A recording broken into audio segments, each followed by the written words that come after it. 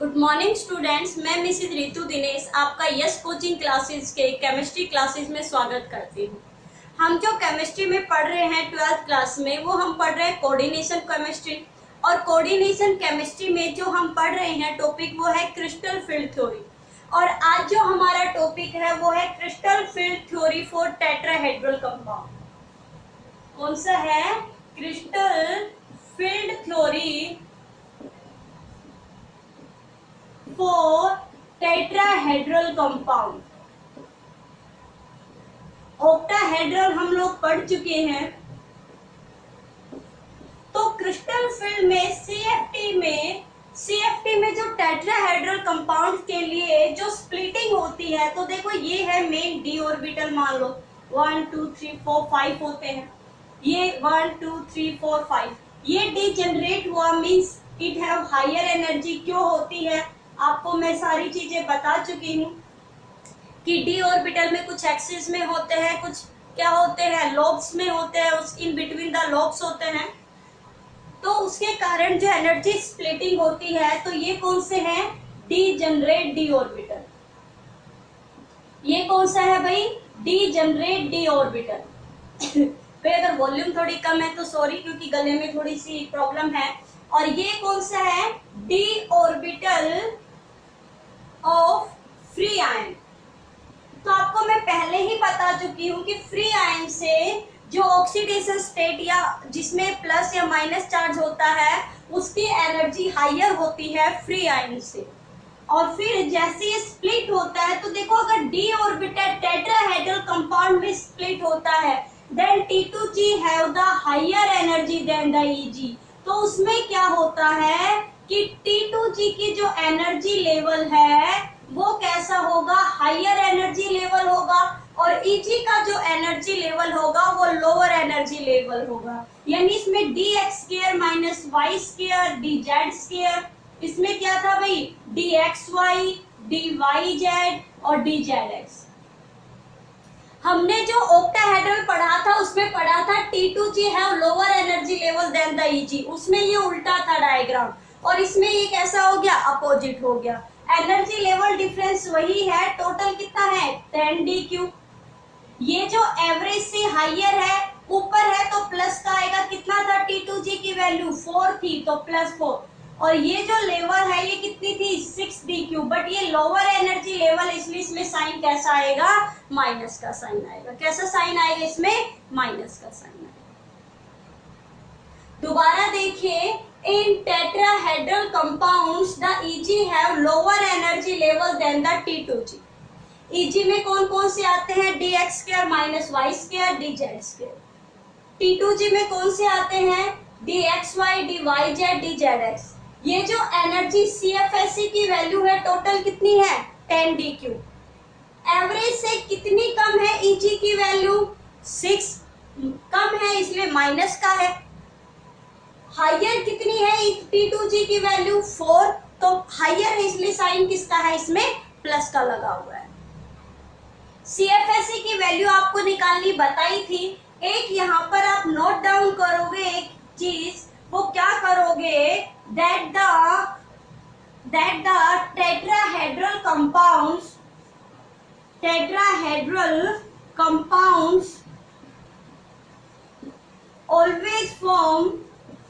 always form high spin complexes।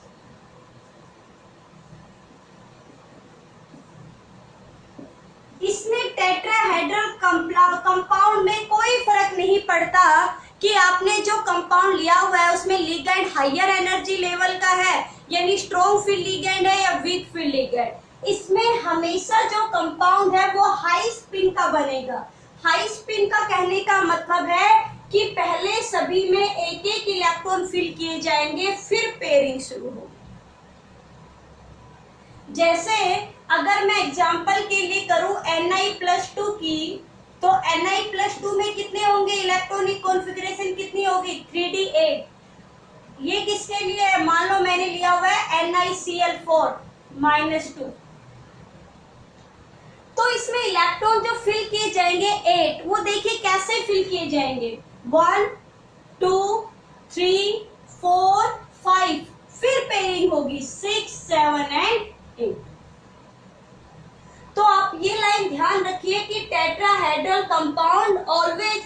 High spin complexes, कि tetrahedral compound हमेशा high spin complex होगा, मतलब first the orbitals are single field, first the all orbitals of Eg and T2g are single filled, then pairing will be started। और उसके बाद क्या शुरू होगी भाई, पेयरिंग शुरू होगी। CFSE की वैल्यू आपको निकालनी आती है, इसमें चलिए हम CFSE की वैल्यू भी निकाल लेते हैं साथ में, ये नेक काम भी भाई साथ में ही कर लेते हैं।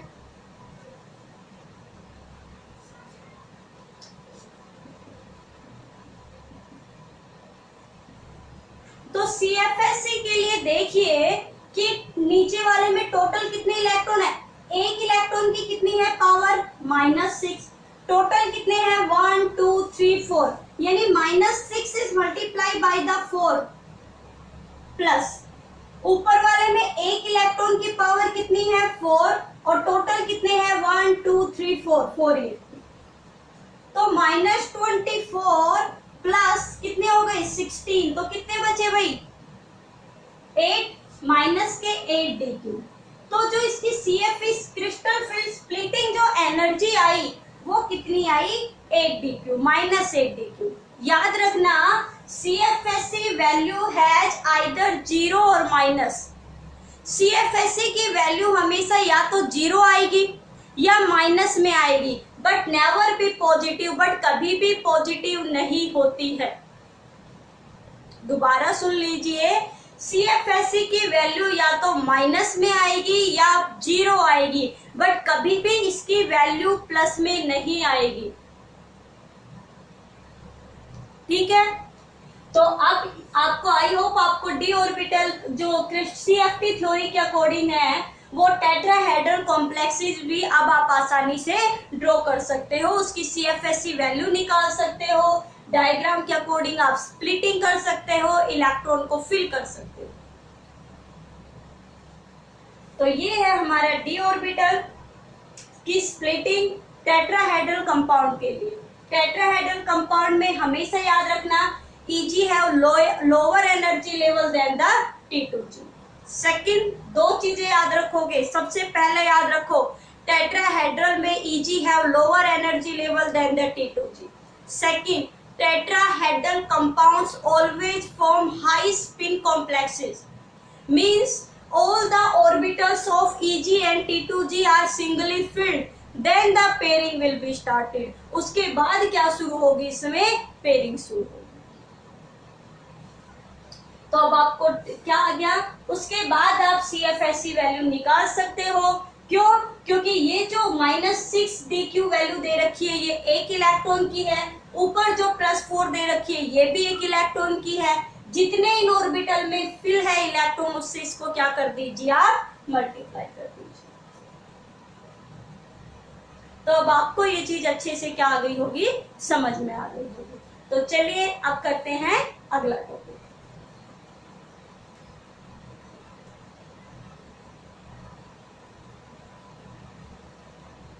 अब हम CFT पढ़ चुके हैं, ऑक्टाहेड्रल कंपाउंड के लिए भी हमने पढ़ लिया है और हमने टेट्राहेड्रल कंपाउंड के लिए भी हम पढ़ चुके हैं।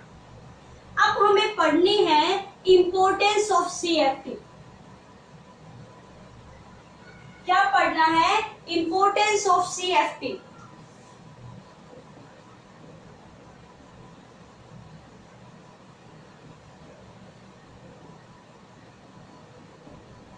तो सबसे पहले जो इंपॉर्टेंस है वो है मैग्नेटिक प्रॉपर्टीज में।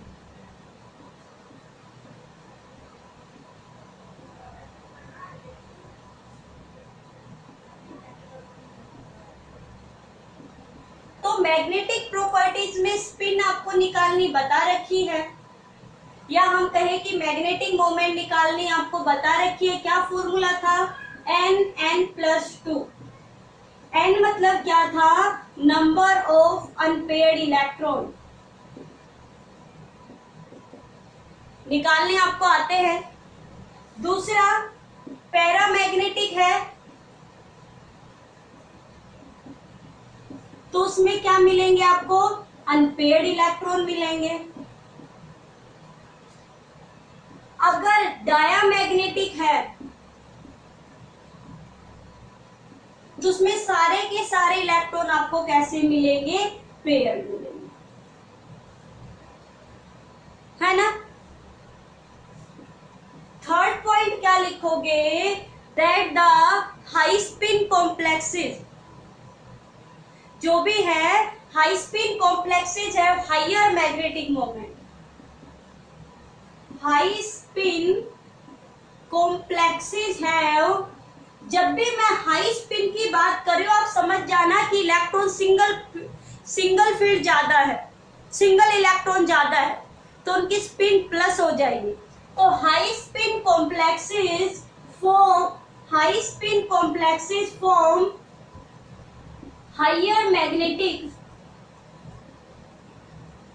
Higher magnetic moment. फॉर्म की जगह भाई हैव लगा लीजिए। क्या होगा कि high spin complexes have higher magnetic moment, कि जो हाई स्पिन कॉम्प्लेक्सेस है उनका जो मैग्नेटिक मोमेंट है वो कैसा होगा, हाई होगा। Fourth, magnetic moment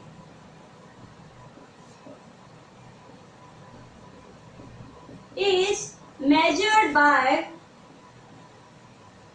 Gauss method,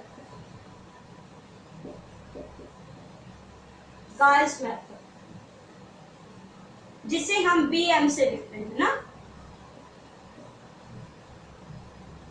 ठीक है। तो ये कुछ चीजें हैं जो मैग्नेटिक प्रॉपर्टीज के बारे में कौन बताता है, CFT बताता है। अब हम पढ़ेंगे कि कलर प्रॉपर्टीज को कैसे एक्सप्लेन करेगी CFT, how the crystal field theory explain the colour properties. तो चलिए अब हम पढ़ते हैं कि क्रिस्टल फील्ड थ्योरी कैसे कलर प्रॉपर्टीज को क्या करती है, डिस्क्राइब करती है।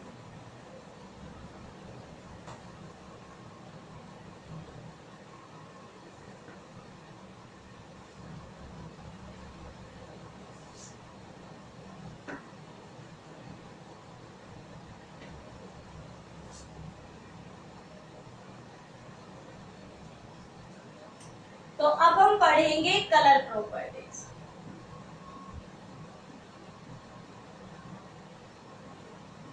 तो सबसे पहले आप पॉइंट लिखिए, colour properties, the colour shown by the complexes due to transition. किसके थ्रू किया जाता है भाई, ड्यू टू ट्रांजिशन। किसका transition, due to electronic transition, due to electronic transition in visible reason.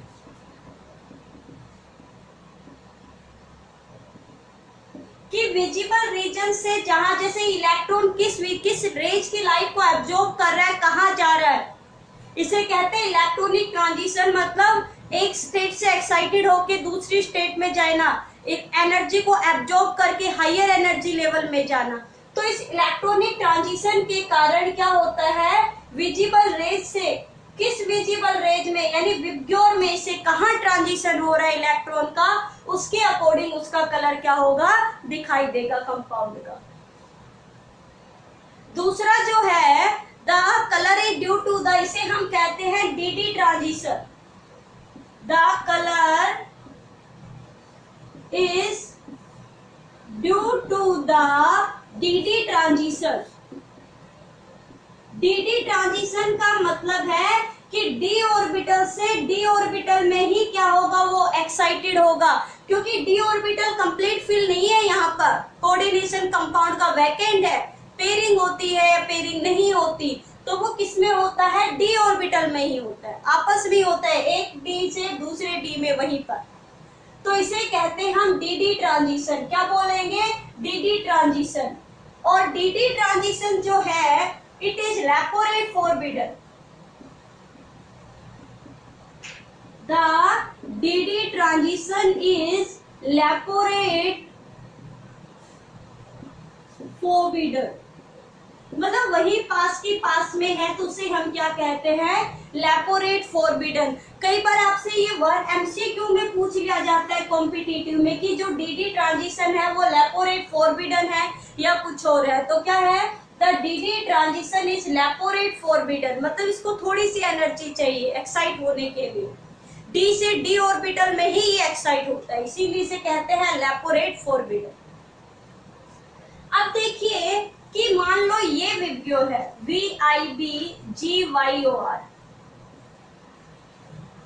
ये किसी भी चीज के ऊपर जब गिरते हैं ये लाइट, तो क्या होता है, अगर जो कंपाउंड है वो सभी को एब्जॉर्ब कर लेता है, ऑल एब्जॉर्ब, तो वो दिखाई देगा ब्लैक कलर का। अगर वो सभी को रिफ्लेक्ट कर देता है, इन सभी लाइट को, तो वो दिखाई देगा व्हाइट कलर का। और अगर वो कुछ को रिफ्लेक्ट करता है, सम एब्जॉर्ब सम रिफ्लेक्ट, तो वो उसकी कॉम्प्लीमेंट्री कलर जैसा दिखाई देता है।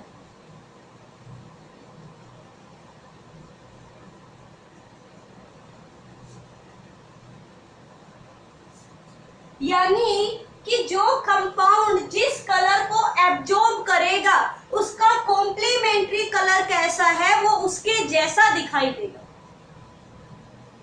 जैसे अगर हम बात करें कॉपर की, तो कॉपर ऑरेंज कलर को क्या करता है, एब्जॉर्ब करता है, बट वो दिखाई कैसा देता है, ब्लू कलर, क्योंकि ऑरेंज का जो कॉम्प्लीमेंट्री कलर है वो कौन सा है, ब्लू है।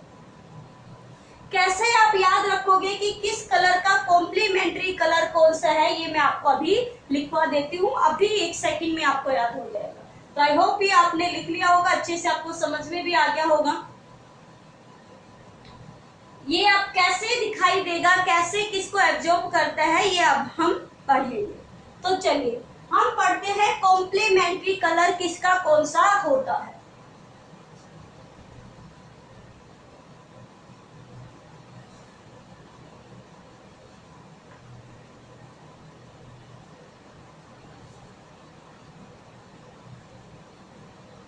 कि किसका क्या कॉम्प्लीमेंट्री कलर होगा, तो आपको सारी चीजें याद होंगी ना, विब्ग्योर तो आपको याद होगा ही, हम रेनबो याद रखते हैं, तो वही आपको ये लो 6 लाइनें बना लो आप।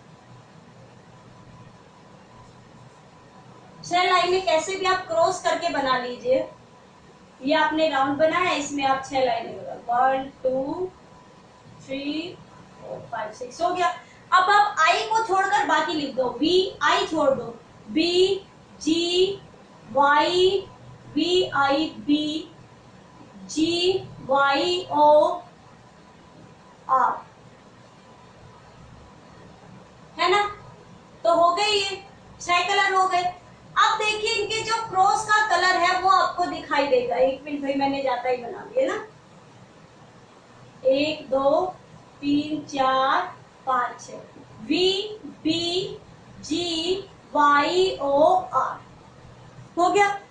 तो देखो ये क्रॉस जो है वो कॉम्प्लीमेंट्री कलर है। जैसे ब्लू का बी से क्या हो गया, ब्लू, ओ से क्या हो गया, ऑरेंज, तो ब्लू का कॉम्प्लीमेंट्री कलर ऑरेंज, ऑरेंज का क्या, ब्लू, या वॉयलेट का येलो और येलो का वॉयलेट, रेड का ग्रीन और ग्रीन का रेड, ये है इनके कॉम्प्लीमेंट्री कलर। यानी अगर कोई कंपाउंड ब्लू कलर को एब्जॉर्ब कर रहा है, एब्जॉर्ब कौन सा कर रहा है, ब्लू कलर, बट वो दिखाई कैसा देगा, ऑरेंज, क्योंकि ये इसका कॉम्प्लीमेंट्री कलर। अगर कोई रेड कलर को एब्जॉर्ब कर रहा है तो दिखाई कैसा देगा, वो ग्रीन। अगर कोई कंपाउंड वॉयलेट कलर को एब्जॉर्ब कर रहा है तो वो दिखाई कैसा देगा, येलो। चलिए क्वेश्चन भी कर लेते हैं इसका।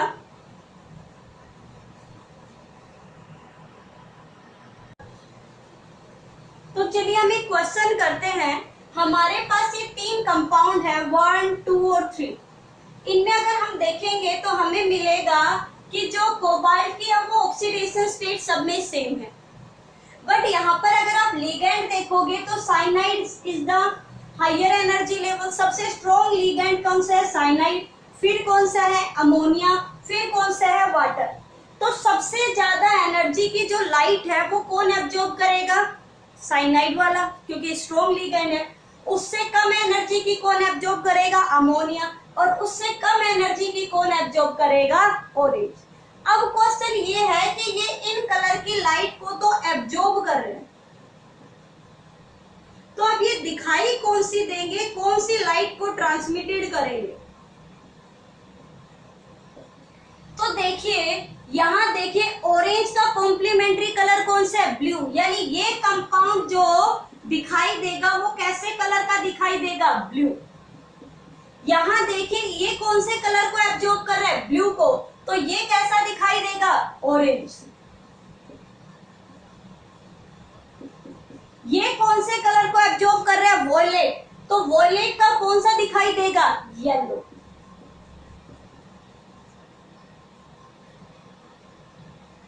तो ये है इनसे एब्जॉर्ब लाइट और ये है इनसे ट्रांसमिटेड लाइट। यानी हमेशा जो कंपाउंड जिस लाइट को एब्जॉर्ब करेगा वो उसके कॉम्प्लीमेंट्री कलर का शो करेगा।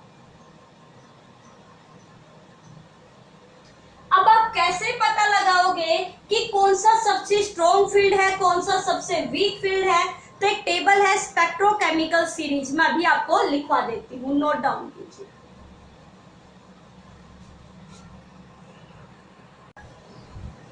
तो देखिए अब कैसे पता लगाएंगे कि कौन से स्ट्रॉन्ग फील्ड है, कौन से वीक फील्ड लिगेंड है। तो ये स्पेक्ट्रोकेमिकल सीरीज है, क्या होती है? The arrangement of ligand according to increasing order of their CFSE value. CFSE value के इंक्रीजिंग ऑर्डर में जो इन लिगेंड का अरेंजमेंट किया गया है उस सीरीज को हम कहते हैं spectrochemical series. The arrangement of ligand according to their CFSE value is known as spectrochemical series। जैसे सबसे हायर है जो है वो किसकी है भाई? यस, कार्बोनिल की। उसके बाद साइनाइड, इससे कम NO2 नेगेटिव, उसके कम इथाइलिन डायमीन, फिर अमोनिया NCS, और सबसे कम किसकी है? आयोडाइड, हैलोजन की। यानी इस साइड जो है वो एनर्जी इंक्रीज होती जा रही है। या अगर हमें कभी ये टेबल याद ना हो तो हम इन शॉर्ट याद कर सकते हैं कि सबसे कम CFSE वैल्यू होती है हैलोजन की होती है, उससे थोड़ी सी हायर होती है ऑक्सीजन डोनर की होती है, जैसे ऑक्सालेट हो गया, ऑक्साइड हो गया, वाटर हो गया।